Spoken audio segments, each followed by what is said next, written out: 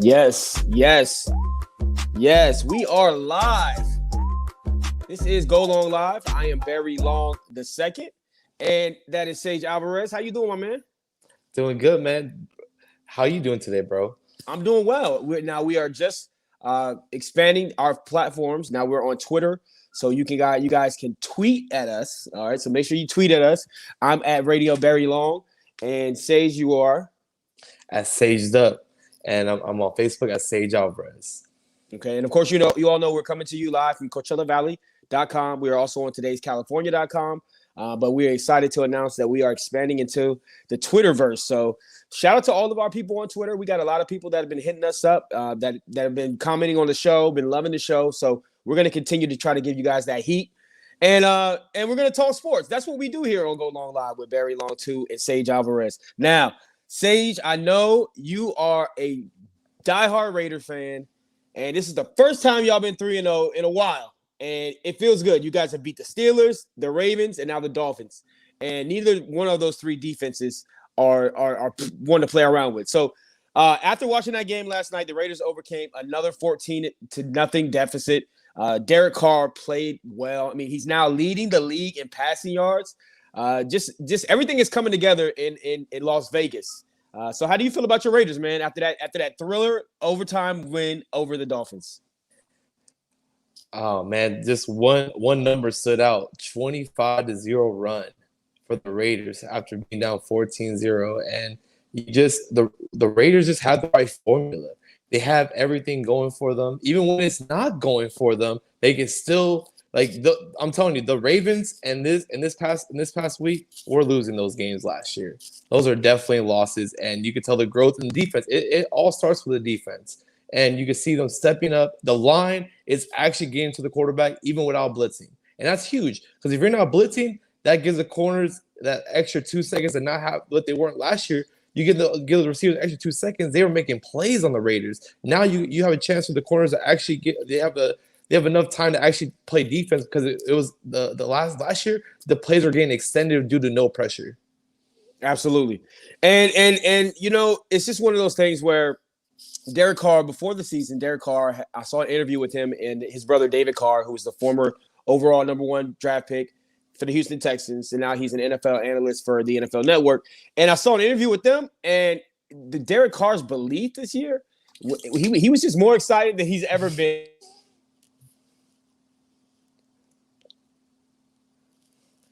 Man, you good there? Little technical difficulty right there. All good. We're back. Are we back? We're back. But watch out for the pain, though, man. That's Dennis Rodman right there. And the Raiders really did give a great performance on this past week. You see Derek Carr. You see the progression. Yeah, we can hear you, Barry. Don't worry. So when you see the Raiders, you see Derek Carr. You see a guy that's been doubted his whole career. And to me, I don't think that was fair because right after he had really his MVP candidate year, the Raiders roster fell off due to Jack Del Rio and McKenzie just not knowing who to draft. Look, if you go through the draft, you're gonna see some just a lot of misses, and that's what we see where Derek Carr is at right now. Is he's actually has a team so he can perform, and he got with John Gruden in the first year. It's always that system, and they weren't good first of all, and that's kind of why Khalil wanted to leave because he knew the roster wasn't good. And to be fair, Gruden and the Raiders offered Mac and Jack Del Rio offered Mac the max they could offer him each offseason in a row. He just didn't want to be a Raider. Imagine if they had Khalil Mack right now. Khalil Sack. They tried. They hit him up. They were like, "Can we get him back?" They're like, "No, there's no way you get Khalil back. You're not."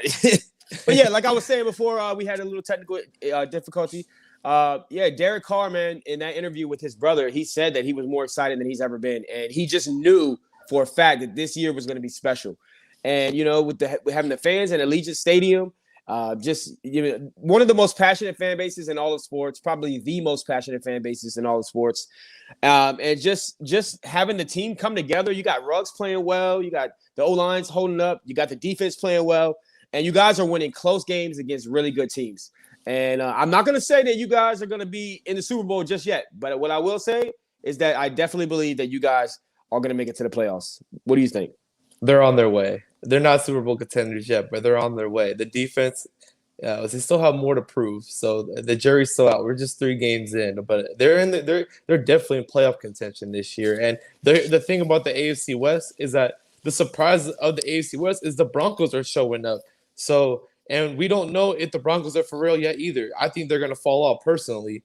But Teddy Bridgewater deserves to get his kudos. Like, he's been playing well. Even when they have to go through the brutal schedule, like, I still think Teddy Bridgewater is doing a lot better than some other third team division quarterbacks. Like, he's actually doing really well this year. Yeah, and that's what one thing I will say about this division is it's a tough division, and you got Raider fans, excited. They beat two really good teams, and they beat the Dolphins. And then I also feel like they still have to play the Chiefs twice. You still got to play the Chargers twice, who we will talk about later on in the show today. And you got the Broncos twice. So it remains to be seen whether or not the Raiders are going to win the division. But I certainly think with Kansas City starting 1-2, and you guys starting 3-0, you guys are in the driver's seat right now. So shout out to all the Raider fans. It's been a long time. Raider fans always got the short end of the stick. Raiders always get the worst penalty calls at the worst times. It just seems that things always, anything and everything that can go wrong does go wrong. And with the Raiders, it feels like. So and this year, it's going right. You're just describing my childhood then, basically. For sure, man, for sure. And I'm really excited for this team, for the fan base. We got a ton of Raider fans out here. And for you guys to be down 14-0 twice and come back, it says a lot about that team. And it says a lot about what John Gruden is pulling off this year. And Derek Carr, I mean, look at that picture. You can just see the admiration that Derek Carr has in kind of like fear of John Gruden. Like he wants to be the best guy. It's a respect factor, is what you're seeing there. And John Gruden really wasn't sold on Derek Carr, publicly. He inherited Derek Carr when he came on because he was already the starting quarterback. But John Gruden has been able to really put this thing together. And with the draft picks that they've had and just everything coming together, shout out to all the Raider fans. You guys deserve to be 3-0, and I am, for one, excited for you. Now, I can tell you one thing that I am really, really excited about, and that is my Baltimore Ravens. My Baltimore Ravens, yeah, you see the hat. We were up 16-7 and going into the halftime. Then the Lions put on a run, and Jared Goff looked great yesterday in the second half. I mean, he went 22 of 30, 217 yards, no touchdowns, but no interceptions, and he was able to engineer some drives at the end of that game that kept them relevant. And it was exciting to watch, man. A tough game that they ended up getting the lead 17-16, and then Lamar Jackson somehow gets us down to the 50-yard line. And when you're looking at what they're about to do, they're about to kick a 66-yard field goal. Everybody that was at the casino that I was at hosting for the NFL for 93.7 KCLB with TK, everybody was like, what are they doing? Like, this is a Hail Mary situation. This is not a field goal situation. And one thing people don't know, if you haven't watched the Ravens and you haven't been following the Ravens, is that Justin Tucker is a skinny little dude with a big old leg. And he was able to kick a 66-yard field goal. And it hit the middle crossbar and actually bounced in. And now he owns the record for the longest field goal in NFL history. And what better way to do it than in Detroit, where he's already had success in the past. Did you see the kick? Of course I saw the kick. I mean, if you missed out, you need to go to YouTube very quickly. Like, it is one of the most amazing kicks of pure luck I've ever seen. It hit off the crossbar and it bounced there. Yeah, you're right. Because if you leave it up to the crossbar, it can always bounce back. Yeah. It's like I tell my shooters, you never want to hit rim. It's like in basketball, you fit 2 basketballs in the basket. So I'm like, you don't want to touch a rim because you leave it up to the rim, it can bounce off. Yeah, you want to hit nothing but net.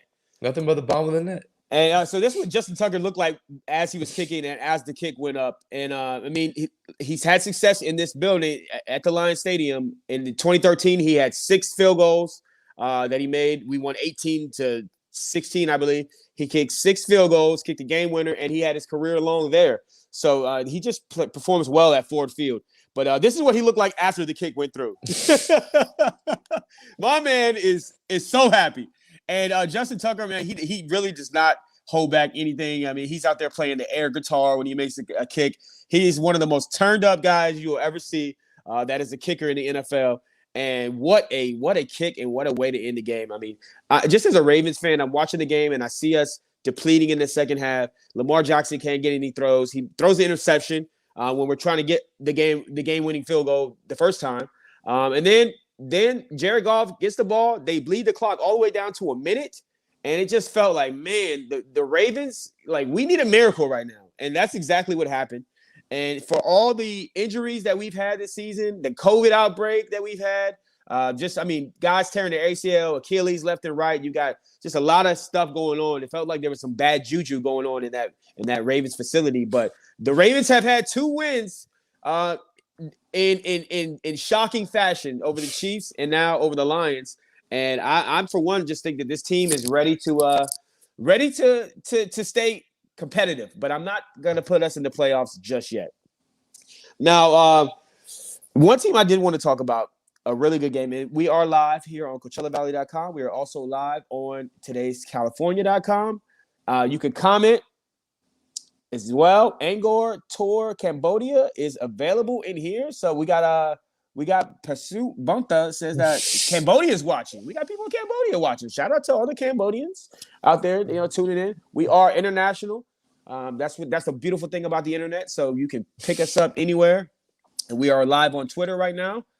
So shout out to everybody that is tuning in on Twitter. Now, Sage, of course you saw the games.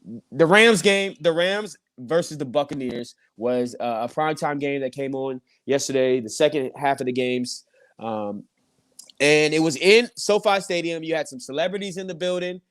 Tom Brady is probably the biggest celebrity that was in the building.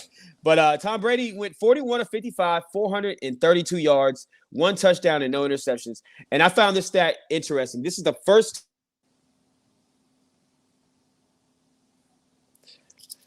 Hey, check your mic, Barry. This is the first time that he's ever thrown over 400 yards in a game. Can you hear me? Yep, we can hear you now.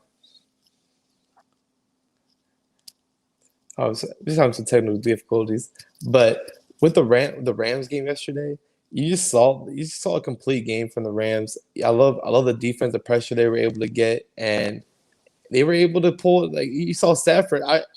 He wanted to go out there throws. I thought he wanted to go for that 4th and 1 so bad. And I'm like, just kick the field goal and just go up by 3 possessions. Like, they wanted to really show. They really wanted to win that game. It was clear. They absolutely did. And, this is the stat that I was going to say. I'll throw out there. Tom Brady's the first time he's ever thrown for 400 yards in a game and had no turnovers and still lost. And, yeah, you're right. The Rams were very aggressive yesterday, and they came out the gate being aggressive. And we had a Deshaun Jackson sighting. Deshaun Jackson, where have you been all my life? Like, it was crazy to see him in a Rams jersey.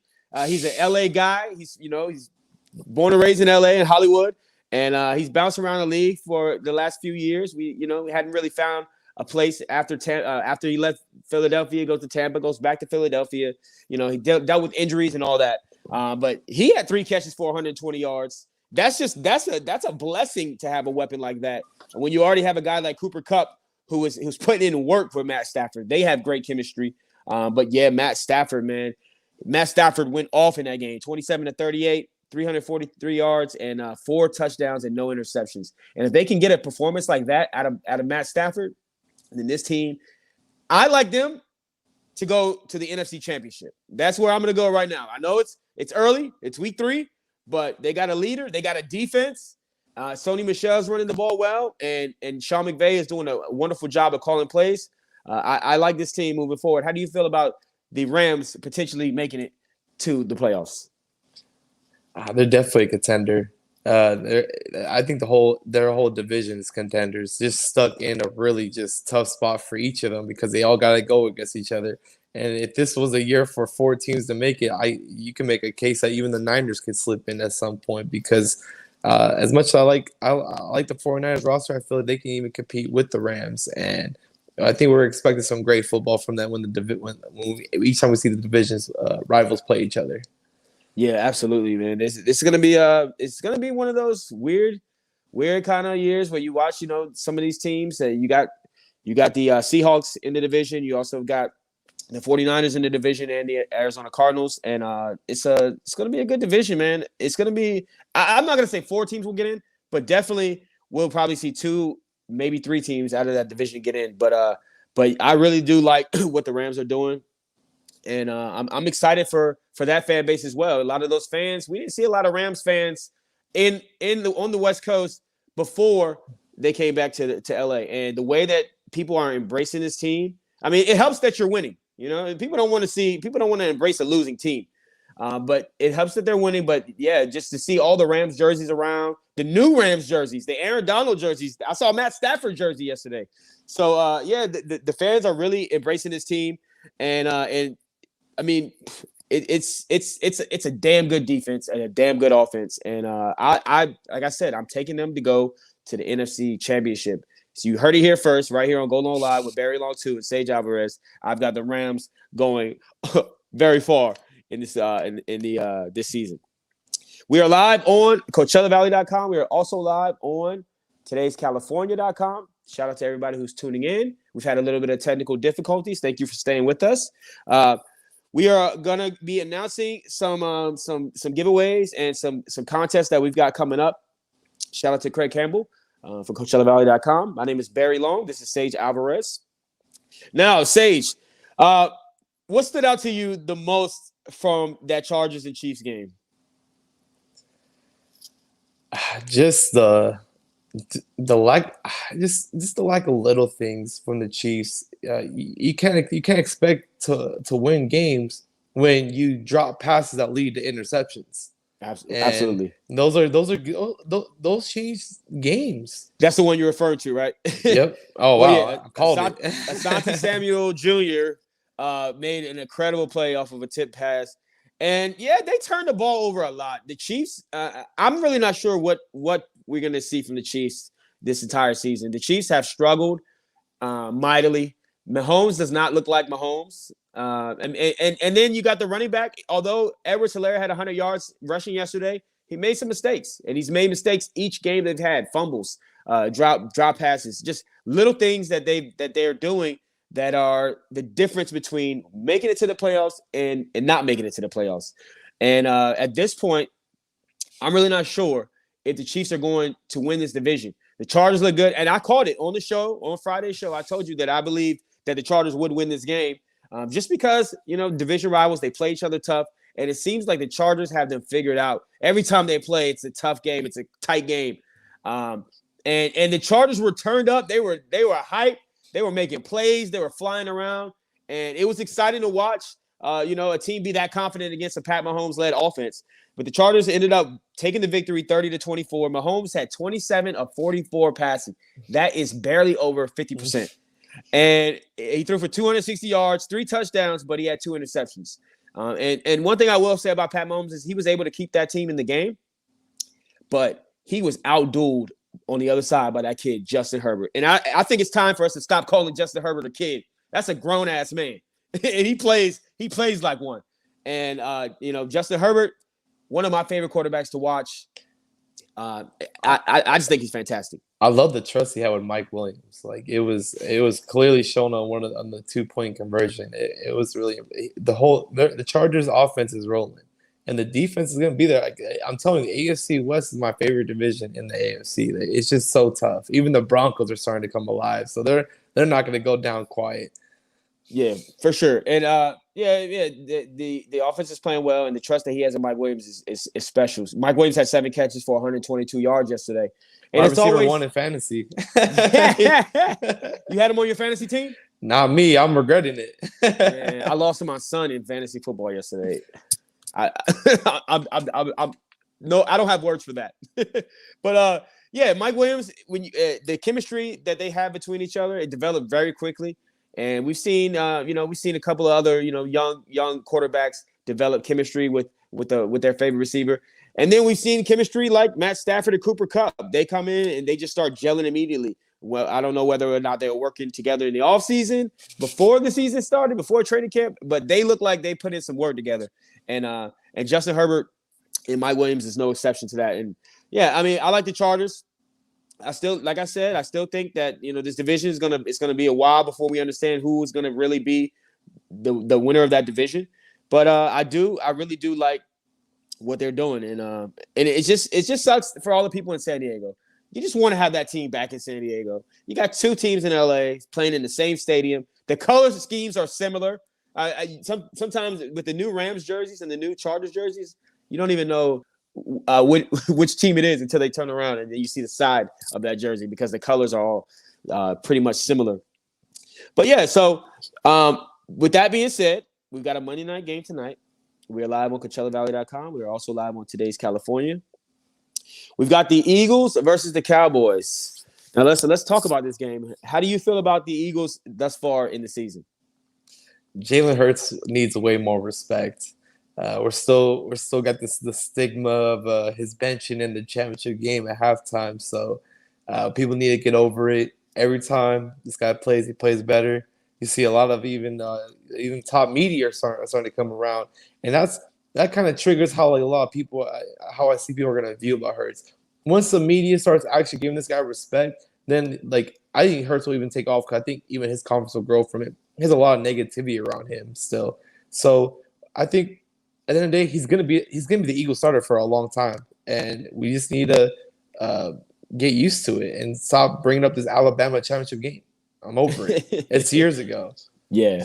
I mean, and his ability to bounce back in his entire career, going back to college, has been phenomenal. It's been sensational to watch. Being benched at halftime of the national championship game, losing his starting job to a freshman in Tua, then going to Oklahoma and and shocking the world by going to Oklahoma. Because you saw Lincoln Riley, what he was able to do with Baker Mayfield, and then the following year with Kyler Murray. It's like, man, these guys are leading the league in passing. They're Heisman Trophy, and then he goes out and gets another guy who people didn't want, who they kind of tossed in the trash, and that Jalen Hurts. And Jalen Hurts was a Heisman Trophy candidate. He didn't win the Heisman, but he was a candidate under that Lincoln Riley offense. And then he goes to the NFL, and he's sitting behind Carson Wentz. And Carson Wentz has, all the issues that came along with that. And he's been able to persevere, and he's been able to play better and better each time he gets out in the field. And I do like Jalen Hurts to be their quarterback for a long time to come. Now, I think that he still needs to develop a little bit more in the passing game. I like them to continue to use his legs. He's a durable kind of quarterback. He doesn't look like he's skinny and frail like Lamar Jackson.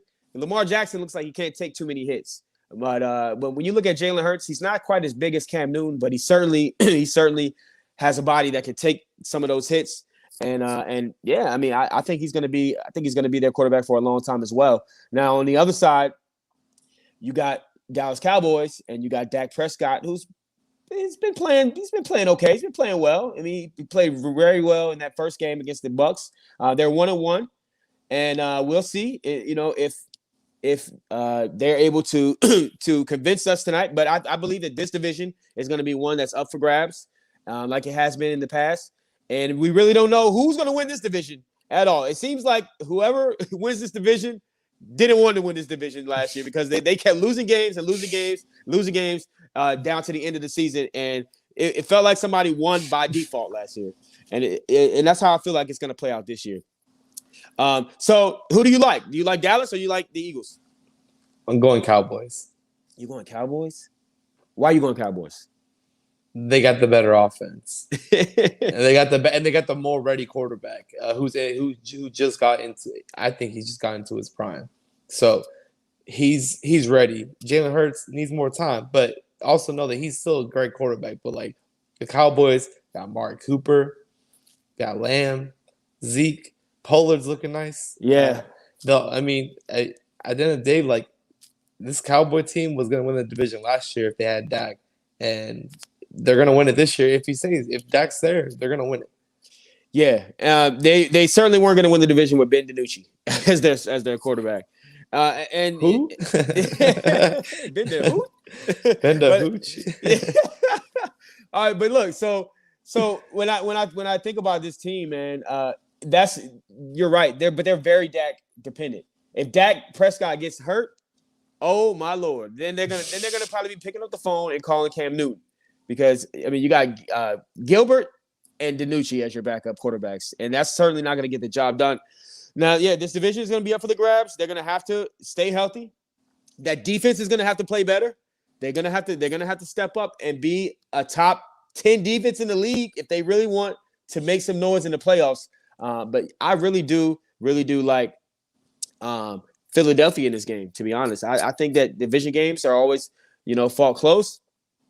And even though it's in Dallas, I think that the Eagles have the Cowboys number, and you watch tonight. You'll see. my guy Phil from DSM Media appreciates your Eagles pick. shout out to Phil. But yeah, so we are live on CoachellaValley.com. We're also live on Today'sCanada.com. We announced last week that we'll be going 5 days a week, so y'all can start getting tired of us right now. We're not going anywhere. We're gonna be here 5 days a week, giving you this analysis and breaking down these sports teams. Now, what I want to say is there was some random stuff that happened yesterday, and there were some games that didn't really get as much coverage as other games. And I really want to say this team has been a little bit disrespected and thrown, under the bus a little bit, and that's the Buffalo Bills. The Buffalo Bills were able to look really good these last two games. They lost to the Steelers in the first game, 23-16, but they were able to defeat the Dolphins 35-0.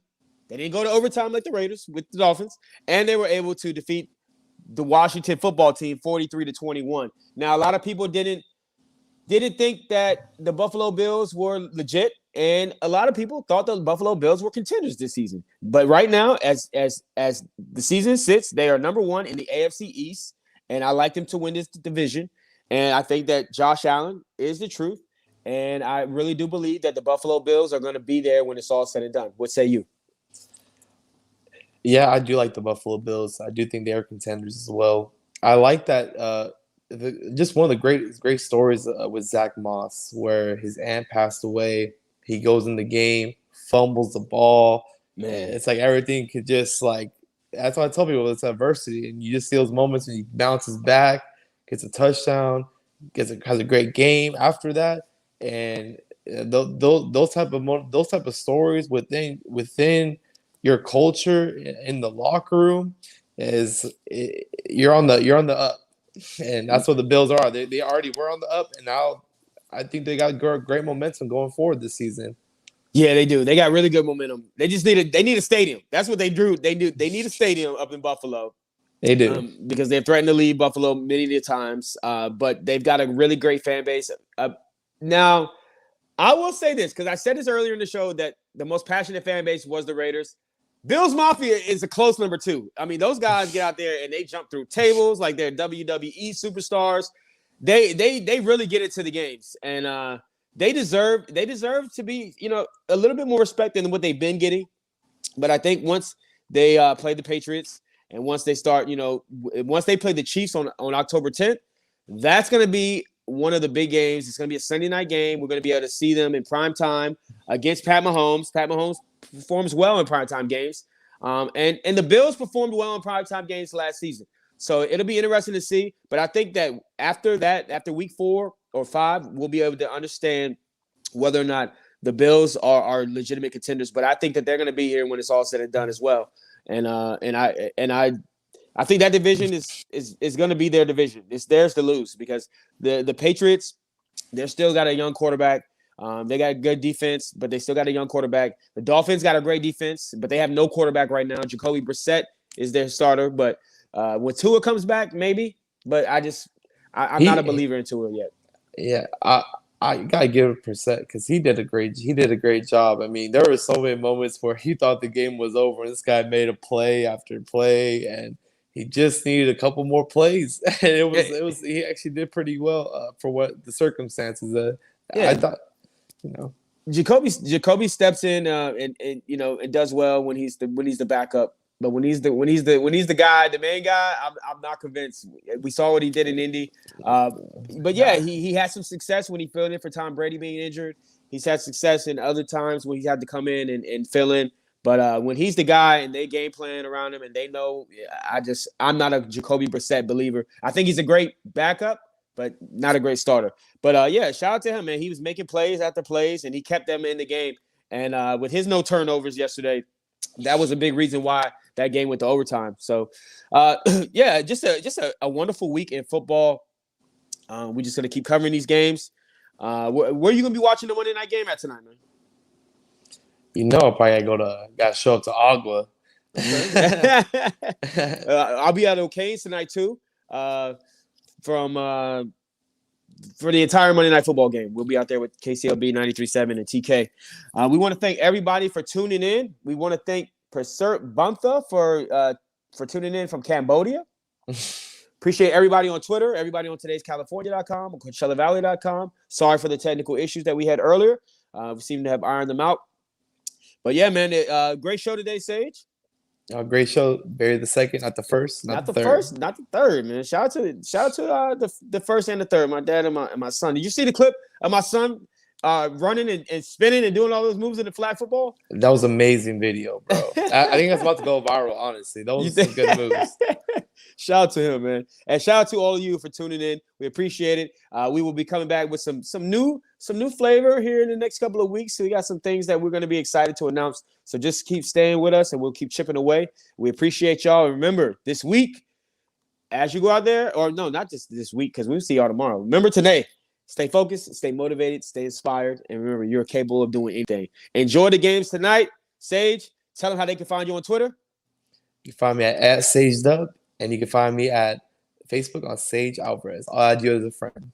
For sure. And add me on Twitter as Radio Barry Long. And I'm on Facebook as Barry Long _II for the two. And yeah, we're out. We'll see y'all tomorrow. Enjoy the games. Peace. Peace.